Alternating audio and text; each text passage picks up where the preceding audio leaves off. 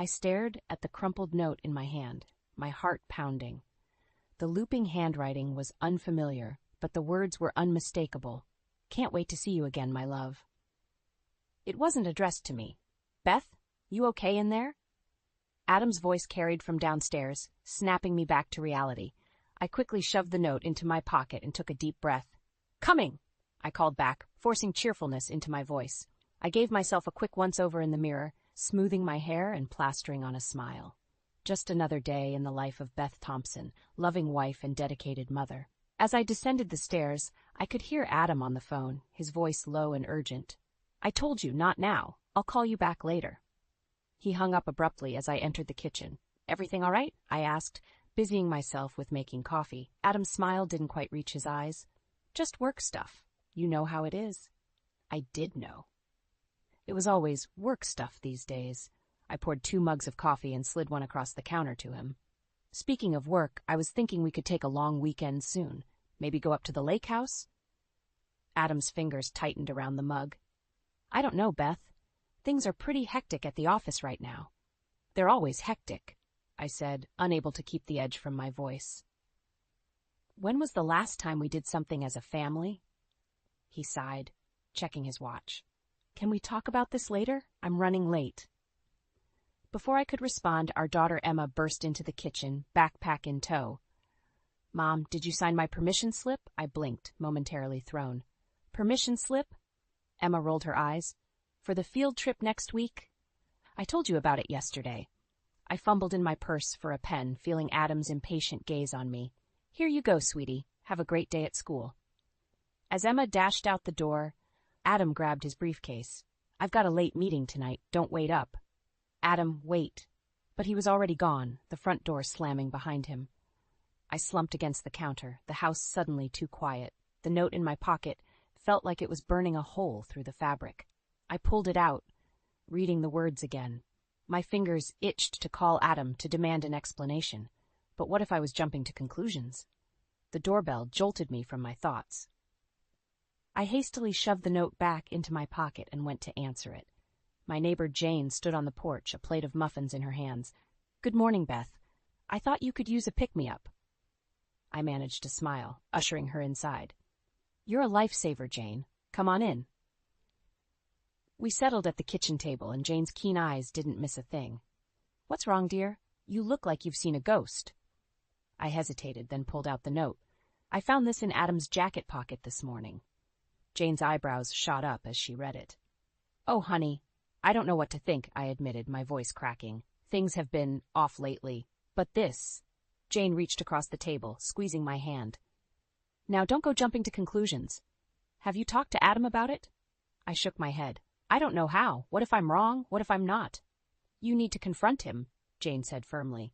"You deserve the truth, Beth." As if on cue, my phone buzzed with a text from Adam. "Working late again. Don't hold dinner." I showed Jane the message, feeling a mix of anger and despair. How am I supposed to confront him when he's never even here? Jane's eyes hardened. "Then you make him be here. It's time to take control, Beth. You can't let this eat away at you." I nodded, a plan already forming in my mind. "You're right. I'll invite him to lunch tomorrow. Neutral ground." "That's my girl," Jane said, patting my hand. "And remember, I'm right next door if you need anything." As Jane left, I felt a strange mix of dread and determination. Tomorrow, I'd get my answers. One way or another, things were about to change. I sat at the bustling cafe, my stomach in knots as I waited for Adam. The note burned in my pocket, a constant reminder of why I was here. When he finally walked in, 15 minutes late, his eyes darted around nervously before settling on me. "Beth, what's this about?" Adam asked, sliding into the seat across from me. "I've got a meeting in an hour." I took a deep breath. "I found something, Adam, in your jacket pocket." I pulled out the note and slid it across the table. His face paled as he read it. "Beth, I can explain." "Please do," I said, my voice steadier than I felt, "because right now I'm having a hard time believing this isn't what it looks like." Adam ran a hand through his hair. "It's not." "It's from Lisa, my new assistant. She's been going through a tough time, and I've been mentoring her." "That's all." "Mentoring?" I repeated, incredulous. "With love notes?" "You're blowing this out of proportion," Adam said, his tone dismissive. Lisa's just grateful for my help. You're letting your insecurities get the best of you. His words stung, but I pressed on. Then why hide it? Why all the late nights and secretive phone calls? Adam's eyes flashed with anger. Because I knew you'd react like this. You're always jumping to conclusions, Beth. Maybe if you focused more on our family instead of imagining problems. Imagining? I cut him off, my voice rising. You're never home, Adam. When was the last time you had dinner with us, or helped Emma with her homework? He glanced at his watch, clearly agitated. I'm working hard to provide for this family. Speaking of which, have you seen our credit card bill lately? Your grocery spending is out of control. I blinked, thrown by the sudden change of subject. What are you talking about? Adam pulled out his phone, scrolling through something before shoving it in my face. Look at this. $800 last month on groceries alone. It's ridiculous, Beth. We have a growing teenager, I defended, feeling my cheeks flush, and I buy quality ingredients. We can't afford your gourmet experiments anymore, Adam snapped. From now on, I want you to stick to a strict budget, $100 a month for groceries. I stared at him, speechless. That's impossible, Adam. You can't be serious. I'm dead serious, he said, standing up. Figure it out, Beth. I've got to go.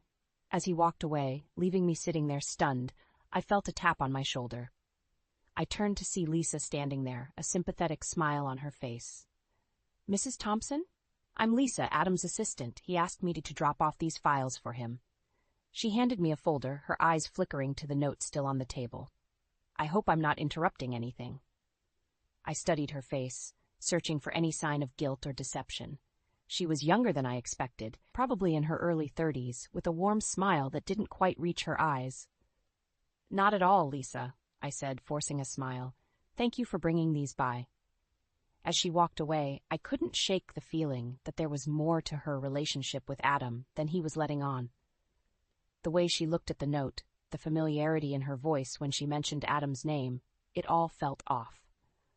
I gathered my things, my mind reeling from the confrontation with Adam and the unexpected appearance of Lisa. As I stepped out onto the sidewalk, my phone buzzed with a text from Jane. How did it go? Come over if you need to talk. I typed back a quick reply. On my way. You won't believe what just happened. Walking to Jane's house, I felt a mix of emotions swirling inside me. Anger at Adam's dismissal of my concerns, hurt at his accusations, and a growing determination to prove him wrong about the grocery budget. If he wanted me to cut costs, I'd show him just how creative I could be. Little did I know, this challenge would be the spark that would ignite a whole new chapter in my life. One that would test my resilience, showcase my skills, and ultimately lead me down a path I never expected. I stood in the grocery store, staring at the shelves with a mixture of determination and frustration. $100 for a month's worth of groceries seemed impossible, but I was determined to prove Adam wrong. You can do this, Beth, I muttered to myself, grabbing a basket and heading to the produce section. As I carefully selected the cheapest vegetables, my phone buzzed. It was Emma. Mom, where's dinner? I'm starving. I glanced at my watch, realizing how late it had gotten. I'll be home soon, sweetie. How about we try something new tonight? An idea struck me. I quickly snapped a photo of my sparse basket and posted it on social media with the caption, Challenge accepted. $100 grocery budget for the month. Who says you can't eat well on a budget? Frugal feast. Back home, I got to work in the kitchen, determined to make something delicious out of my limited ingredients. As the aroma of garlic and herbs filled the air, Emma wandered in. What are you making? She asked, peering into the pot. Lentil and vegetable soup, I replied, stirring the bubbling mixture. And homemade bread. Emma wrinkled her nose. Lentils? Gross. Just try it, I urged, ladling out a small portion for her. To my surprise, Emma's eyes widened after the first spoonful. This is actually really good, Mom. Encouraged, I snapped a photo of the finished meal and posted it online. By the time Adam came home, late as usual, my phone was buzzing with notifications. What's all that about? He asked, eyeing my phone suspiciously. I showed him the posts. I'm documenting my $100 grocery challenge. People seem interested. Adam scoffed. Social media won't pay the bills, Beth. I bit back a retort, focusing instead on the positive comments flooding my feed. People were asking for recipes, tips, and more photos. Over the next few weeks, I threw myself into the challenge. Each meal became an opportunity to showcase my creativity. I experimented with new recipes, turning simple ingredients into gourmet dishes. My social media following grew rapidly, with people from all over sharing their own budget-friendly meal ideas. One evening, as I was putting the finishing touches on a particularly photogenic casserole, Jane called. "Beth, have you checked your email?" she asked excitedly. "No, why?" "There's a local cooking show interested in featuring you. They want you to do a segment on budget-friendly cooking." My heart raced. "Are you serious?" "Absolutely. This could be big, Beth." As I hung up, still in shock, Adam walked in.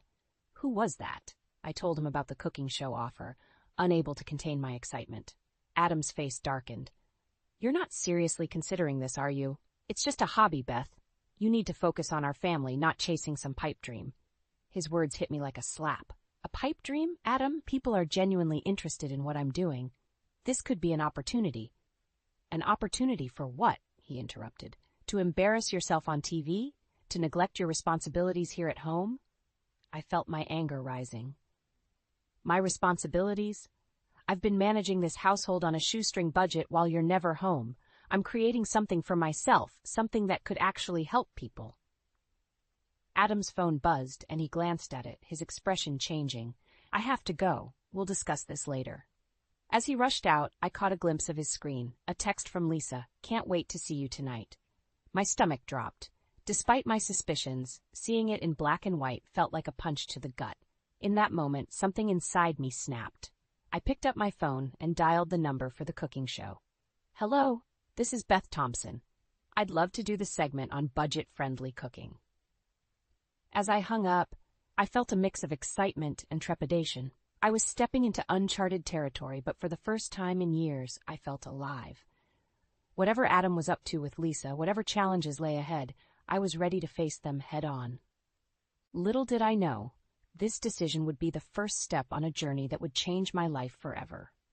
The studio lights were hot on my face as I demonstrated how to make a hearty bean stew for under $5. My hands moved confidently, chopping vegetables and explaining each step to the camera.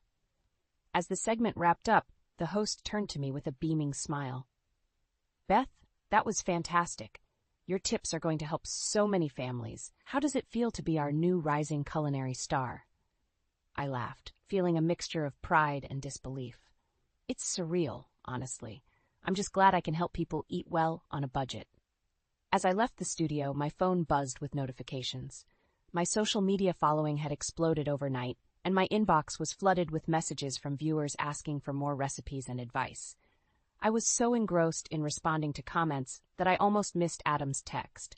"Where are you? Emma's recital starts in 30 minutes." My heart sank. In the whirlwind of the TV appearance, I'd completely forgotten about Emma's piano recital. I rushed to hail a cab, praying I'd make it in time. I slipped into the auditorium just as Emma was taking her seat at the piano. Adam glared at me from across the room, his disappointment palpable. As Emma's fingers danced across the keys, I felt a mix of pride in her talent and guilt for almost missing this moment. After the recital, Emma ran to me, her face glowing. "Mom, did you see? I didn't mess up once." I hugged her tightly. "You were amazing, sweetheart. I'm so proud of you." Adam approached, his expression stern. "Nice of you to show up, Beth. Where were you?" Before I could respond, Emma piped up. "Dad, Mom was on TV. My friends saw her cooking show and said it was awesome." Adam's eyes narrowed. "TV show? Is that where you've been all day?" I took a deep breath. "Adam, can we talk about this at home? This is Emma's night." The drive home was tense, with Emma chattering excitedly about her performance while Adam remained silent. Once Emma was in bed, Adam confronted me in the kitchen. "You missed our daughter's recital for a cooking show?" he hissed. "What's gotten into you, Beth?" I felt my anger rising. "I made a mistake, Adam. It won't happen again. But this show, my social media, it's becoming something real. I'm helping people, and for once, I feel like I'm doing something for myself." Adam scoffed. "For yourself? What about our family? While you're playing chef on TV, who's taking care of things at home?" "I am," I shot back. "I'm still managing everything here, plus bringing in extra money. When was the last time you were home for dinner, or helped Emma with her homework?" Adam's phone buzzed, and he glanced at it reflexively. I caught a glimpse of Lisa's name on the screen. "Another late night at the office?" I asked, my voice dripping with sarcasm. Adam's face hardened. "As a matter of fact, yes. I have a business trip tomorrow. I'll be gone for a few days." "With Lisa?" The words slipped out before I could stop them. Adam's eyes flashed with anger. "Don't start that again, Beth. I told you, there's nothing going on with Lisa." As he stormed out of the kitchen, I felt a mix of hurt and suspicion churning in my gut.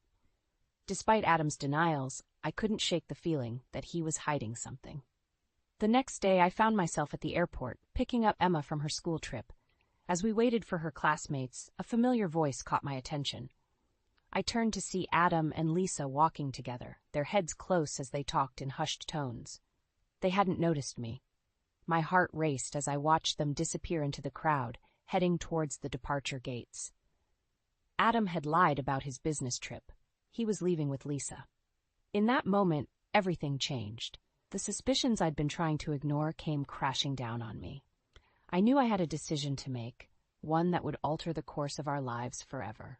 As Emma bounded over to me, oblivious to the turmoil I was feeling, I plastered on a smile. But inside, I was already planning my next move. It was time to face the truth about my marriage, no matter how painful it might be. I paced the living room, my mind racing with the image of Adam and Lisa at the airport. Jane sat on the couch, her eyes filled with concern. "Beth, honey, you need to calm down," she said gently. "You don't know for sure what's going on." I whirled to face her. "Don't I? The secretive phone calls, the late nights, and now this business trip with Lisa? What more proof do I need?" Jane sighed. "If you really want to know the truth, there's only one way to be sure." I stopped pacing. "What do you mean?" "I have a friend," Jane said hesitantly. "He's a private investigator. If you're serious about finding out what Adam's up to, he can help." My heart raced at the thought. Was I really considering hiring a detective to spy on my husband? But then I remembered the look on Adam's face when he lied about his trip, and my resolve hardened. "Give me his number," I said. The next few days were a blur of anxiety and anticipation. While Adam was away, I threw myself into my cooking show and social media presence, using it as a distraction from the gnawing worry in my gut. Finally, the detective called. "Mrs. Thompson, I have the information you requested. Would you like to meet in person?" My hands shook as I drove to the detective's office. He greeted me with a sympathetic smile and handed me a thick envelope. "I'm sorry, Mrs. Thompson," he said softly, "but I think you'll find all the evidence you need in there." I opened the envelope with trembling fingers. Inside were photos of Adam and Lisa together, at restaurants, entering a hotel, even kissing in a park. My world shattered around me as I flipped through image after damning image. "How long?" I managed to choke out. "Based on our investigation, the affair has been going on for at least 6 months, the detective replied gently. 6 months. Half a year of lies, of betrayal. I felt sick to my stomach. I drove home in a daze, the envelope of photos burning a hole in my purse. As I walked through the door, I heard Adam's voice from the kitchen. "Beth, is that you? I'm home early." I froze, panic rising in my chest. I wasn't ready to confront him, not yet. I needed time to think, to plan. "Yeah, it's me," I called back, fighting to keep my voice steady. "I'm just going to take a shower." I locked myself in the bathroom, turning on the shower to muffle the sound of my sobs. As the water ran, I pulled out my phone and texted Jane. "You were right, he's been cheating. What do I do now?" Her response came quickly. "Come over. We'll figure this out together." I took a deep breath, composing myself. I had to face Adam, had to pretend everything was normal until I decided my next move. As I walked downstairs, I heard Adam on the phone. "I told you, we can't keep doing this," he whispered urgently. "Beth's getting suspicious." My blood boiled. Even now, he was talking to Lisa, planning their deception. In that moment, something inside me snapped. I was done being the dutiful wife, always putting everyone else's needs before my own. It was time to take control of my life. I marched into the kitchen, startling Adam. He quickly ended his call, plastering on a guilty smile. "Beth, I was just about to come find you. I thought we could have dinner together tonight, just the two of us." I looked at him, really looked at him, and saw the lies written all over his face. In that moment, I made my decision. "Actually, Adam," I said, my voice surprisingly calm, "I have plans tonight. And tomorrow, I think we need to have a serious talk about our future. The smile fell from his face, replaced by a flicker of fear. Good, I thought. He should be afraid. As I walked out the door, head held high, I felt a strange mix of pain and liberation. The life I had known was over, but a new chapter was about to begin. And this time, I would be the one writing the story. I stood in the kitchen, my hands shaking as I prepared dinner. It wasn't the usual gourmet meal I'd become known for on my cooking show. No, tonight was different. Tonight, everything would change. The front door opened, and Adam's voice called out, "Beth, I'm home." I took a deep breath, steadying myself. "In the kitchen," I replied, my voice surprisingly calm. Adam walked in, loosening his tie. He paused, taking in the scene before him, a simple meal of beans and rice on the table. "What's this?" he asked, confusion evident in his voice. I met his gaze. "Dinner.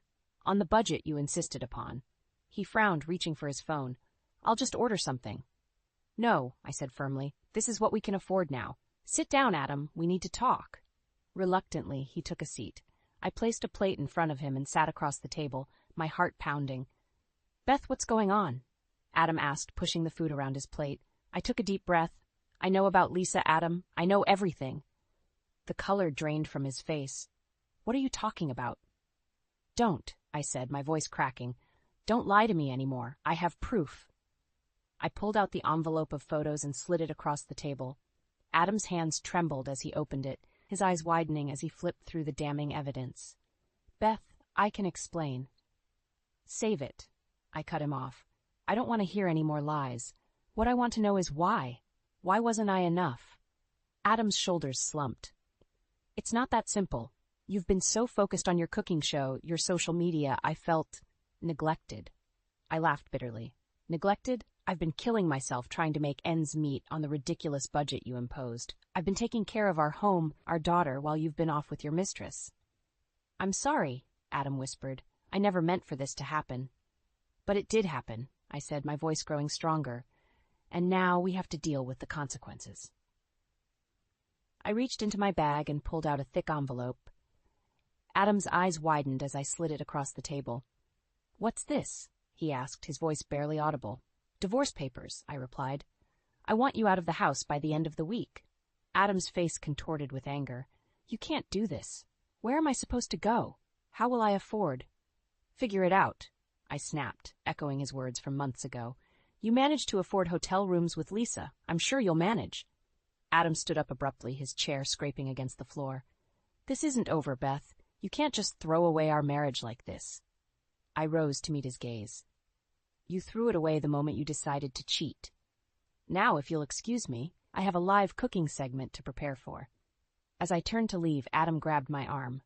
"Beth, please, we can work this out. Think about Emma." I wrenched my arm free. "I am thinking about Emma. I'm thinking about the example I want to set for our daughter, and it's not staying with a man who doesn't respect me or our family." Adam's face crumpled. "What am I supposed to tell her?" "The truth," I said, my voice softening slightly. "She deserves that much."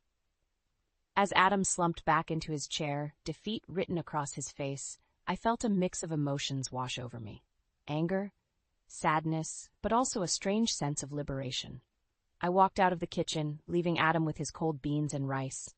My phone buzzed with a reminder about my upcoming live segment. As I prepared for the show, I realized that for the first time in years, I was cooking just for me. No more bending over backward to please Adam, no more compromising my passion to fit his expectations. The camera light blinked on, and I plastered on a smile. "Welcome back to Frugal Feasts with Beth," I said, my voice steady despite the turmoil in my heart. "Today, we're going to talk about starting fresh and making the most of what you have." As I began chopping vegetables, I knew that this wasn't just about cooking anymore. It was about reclaiming my life, one ingredient at a time.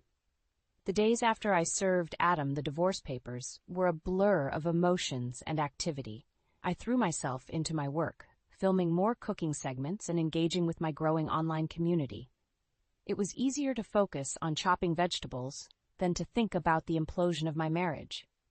One evening, as I was editing a video for my latest budget-friendly recipe, the doorbell rang. I opened it to find Adam standing there, looking disheveled and desperate.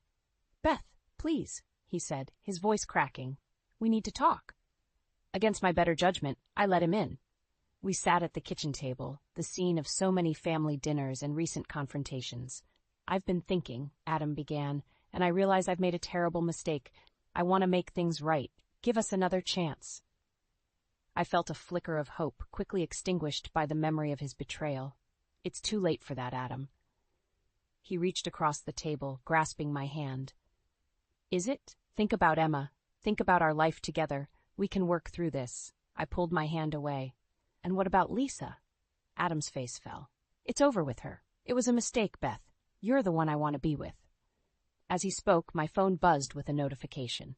A major food network was interested in developing a show around my budget-friendly cooking concept. The irony wasn't lost on me. The very thing that had driven a wedge between us was now offering me a lifeline. Adam noticed my distraction. "What is it?" I hesitated, then decided to be honest. "A TV network wants to meet about a potential show." His eyes widened.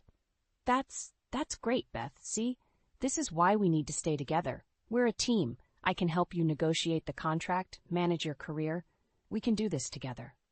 I felt a surge of anger. "Now you're interested in my career? After months of dismissing it as a hobby?" "I was wrong," Adam pleaded.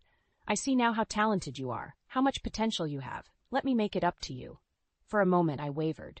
The thought of keeping our family intact, of not having to face the world alone, was tempting. But then I remembered the photos, the lies, the months of feeling inadequate and unloved. "No," I said firmly. "I'm doing this on my own, Adam. I don't need you to manage my career or my life." Adam's face hardened. "You're making a mistake, Beth. You need me. How are you going to handle a TV show and take care of Emma? How will you manage the finances?" His words stung, but they also ignited a fire within me. "The same way I've been managing everything while you were off with Lisa. I'm stronger than you think, Adam." He stood up abruptly, his chair scraping against the floor. "You're being selfish, Beth. Think about Emma. She needs both her parents." "Don't you dare use our daughter to manipulate me," I snapped. "Emma needs parents who respect each other and themselves. I'm setting an example for her by not staying in a marriage without trust." Adam's face contorted with anger. "Fine. If that's how you want it, we'll do this the hard way. I'll fight you for everything. The house, custody, alimony. You'll see how much you need me." As he stormed towards the door, I felt a mix of fear and determination. "Adam," I called out.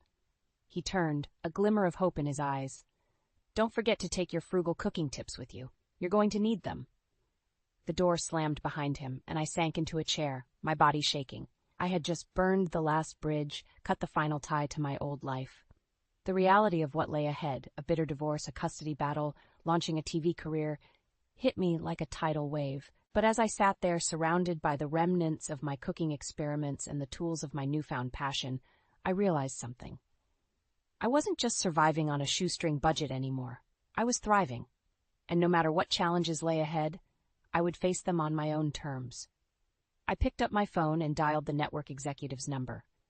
It was time to write the next chapter of my life, and this time I'd be the one holding the pen. I stood backstage, my heart pounding as I listened to the roar of the studio audience. It had been a whirlwind year since I'd signed the deal for my own cooking show, Frugal Feasts with Beth. The divorce had been finalized, the custody battle settled, and now here I was about to film the season finale. "You're on in 5, Beth," the stage manager called. I took a deep breath, smoothing my apron. As I stepped onto the set, the familiar warmth of the studio lights washed over me. The audience applauded, and I felt a surge of confidence. "Welcome back to Frugal Feasts," I began, smiling into the camera. "Today, we're making something special, a meal that represents new beginnings and the strength we find in ourselves." As I cooked, sharing tips and stories, I thought about how far I'd come. The woman who had once struggled to feed her family on $100 a month was now teaching millions how to create delicious, affordable meals. But it wasn't just about the food anymore. "You know," I said, looking directly into the camera, "when I started this journey, I thought I was just learning to cook on a budget. But I've realized it's about so much more. It's about finding your worth, standing up for yourself, and never letting anyone dim your light." The audience murmured in agreement, and I saw a few women wiping away tears. I thought of all the messages I'd received from viewers, women who had left abusive relationships, started their own businesses, or simply found the courage to value themselves. As I plated the final dish, a hearty vegetable stew that cost less than $5 to make, I felt a lump form in my throat. This meal, I said, my voice thick with emotion, is dedicated to every person out there who's ever felt trapped, undervalued, or alone. You are stronger than you know, and you deserve to thrive, not just survive. The audience erupted in applause, and as the director called, "Cut!" I felt a wave of emotion wash over me. I'd done it. I'd not only survived, but flourished. After the show, as I was gathering my things in the dressing room, there was a knock at the door. I opened it to find Emma and Jane standing there beaming. "Mom, you were amazing," Emma exclaimed, throwing her arms around me. Jane hugged me too, her eyes shining with pride. "You've come so far, Beth. I always knew you had it in you." As we chatted, my phone buzzed with a notification. It was a message from Adam. "Saw the show. You were incredible. I'm sorry for everything. I hope you can forgive me someday."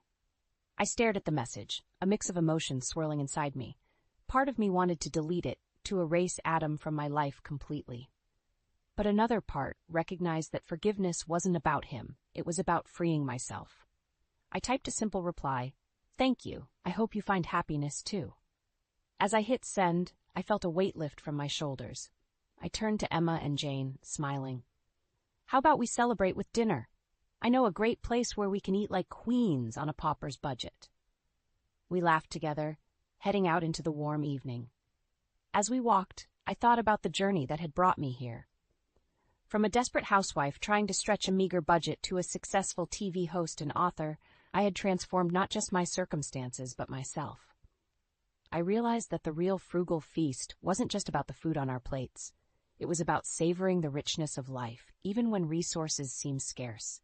It was about finding abundance in unexpected places, in friendship, in family, in the strength we discover within ourselves. As we sat down to our celebratory meal, I raised my glass. "To new beginnings," I said, "and to the feast of life that's always within our reach, if we just have the courage to claim it." Emma and Jane clinked their glasses with mine, and in that moment I knew that whatever challenges lay ahead, I was ready to face them. I had found my recipe for happiness, and I was eager to share it with the world, one frugal, fabulous